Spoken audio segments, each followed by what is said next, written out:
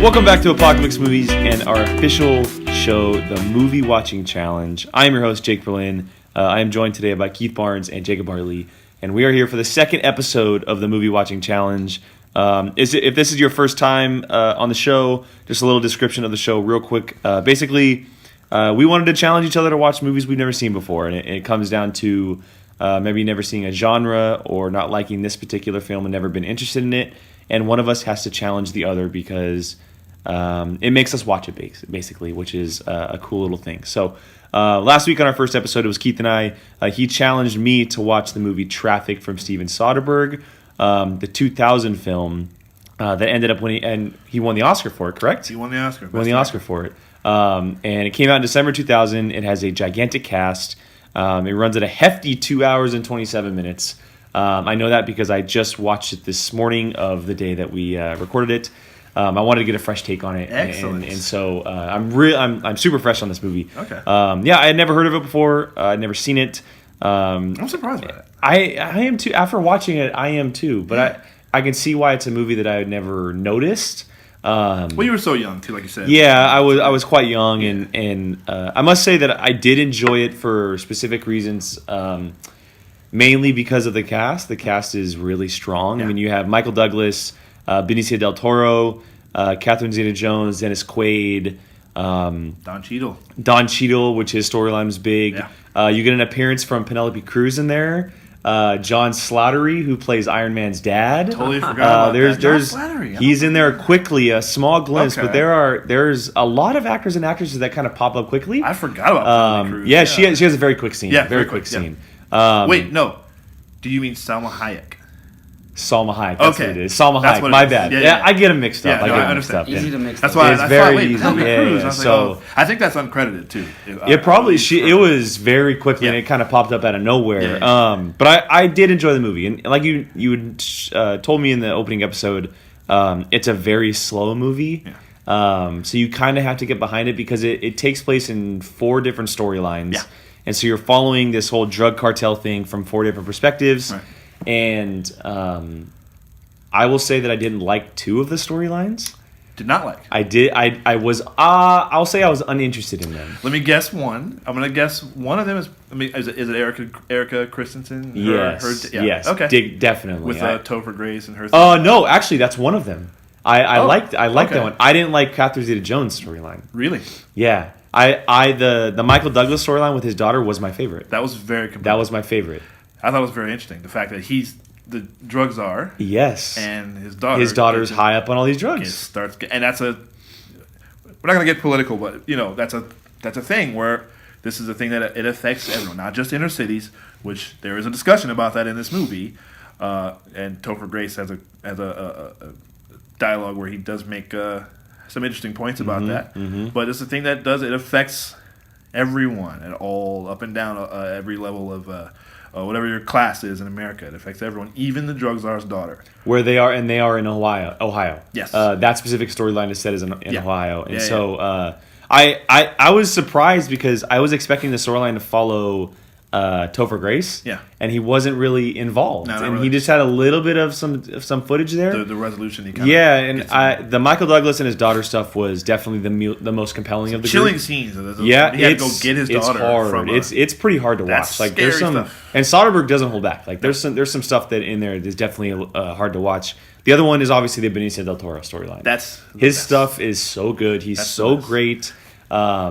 It's back and forth between San Diego and Mexico and the whole thing there. It's some really good stuff with his partner and the way he figures out his partner. Well, it feels real life. Both sides. It completely feels real life. And I told you there's a little similarity to Sicario but exactly but he's on the other side. Definitely, you got that vibe. You got that vibe of the people that were coming after him. Exactly, and his partner's the one that's working both sides. Yes, it's saying a lot, but I kind of think this is maybe my favorite Benicio performance. I think it is. Over The Usual Suspects?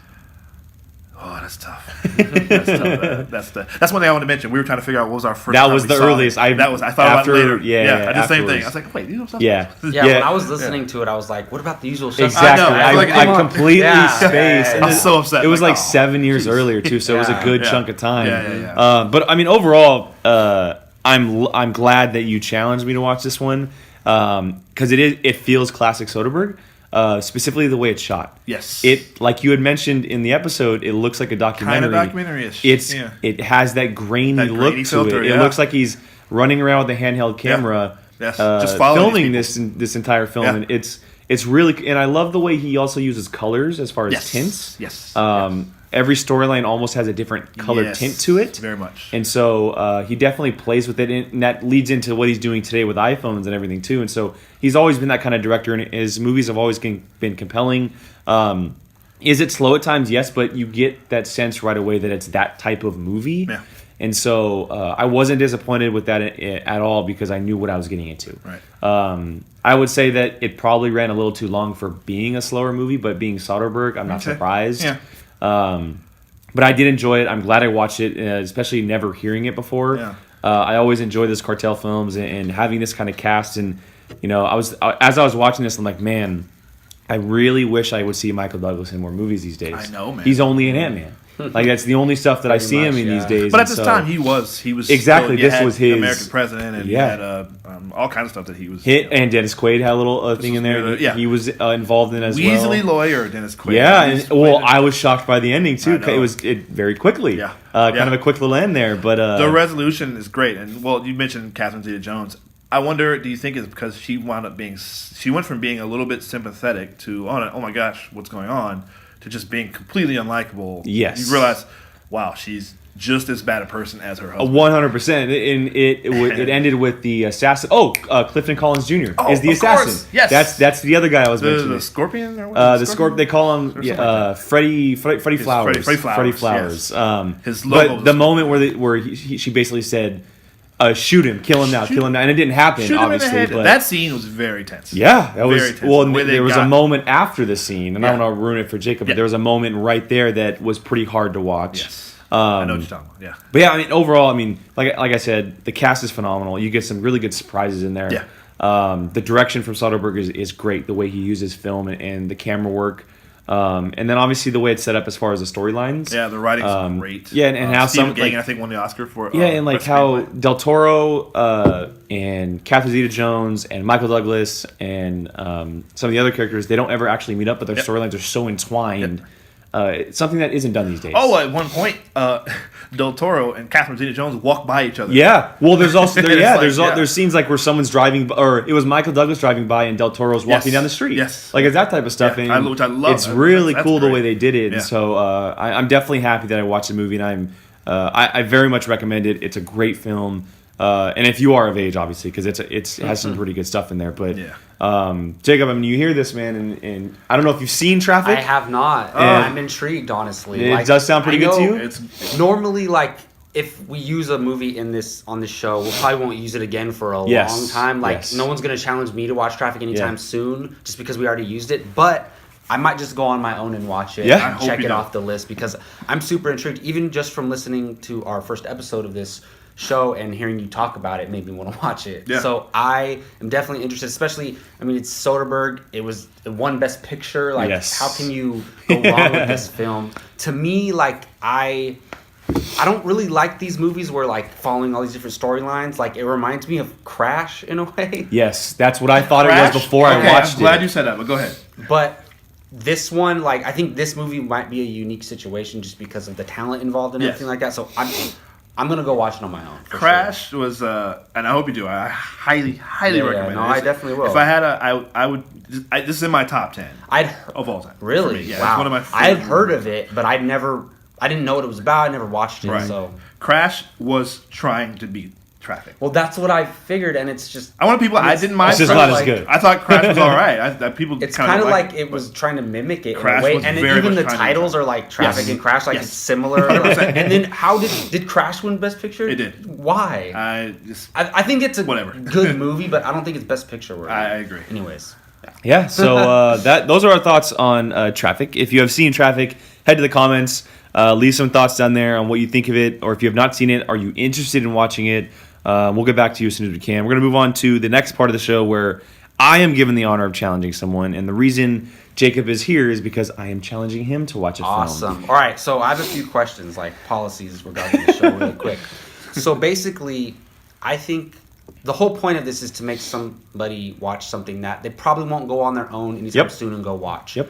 I think, as long as it's an official film, like an actual film that was like in theaters or Netflix, whatever the case is, like anything goes. Like yes. I think so.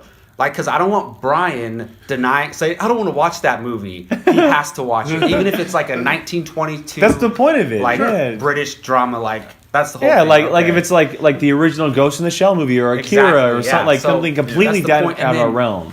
How are we gonna go about like accessing the film? So maybe we own us own it, we can borrow it. I think before we challenge each other, we have to find a way. We find a way to use it. I think eventually it might come up to where we have to like rent the film on. Yes, but maybe we all split it or something like that. Or we can use the monetization to buy it. Exactly. If we have enough. So I actually had, and we have a big list of movies that we kind of go through. That way we know who hasn't seen what and what they have seen, but. I was deciding between 3 films, and I'm not going to say the other 2 films because I want to save them for later.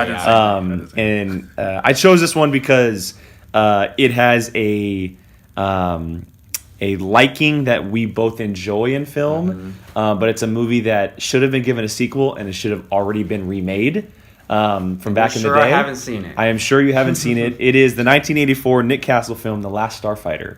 Okay, wow. I was just going on the list. And this movie, this should have been given an entire franchise. Nick Castle, who was Michael Myers. Yes. Which blew me away. I did not know I know, which is crazy. And we did our review, and I looked that up after. I went, wait, what? Yeah, he plays Mike Myers in the Halloween movies. He's a director. He directed this.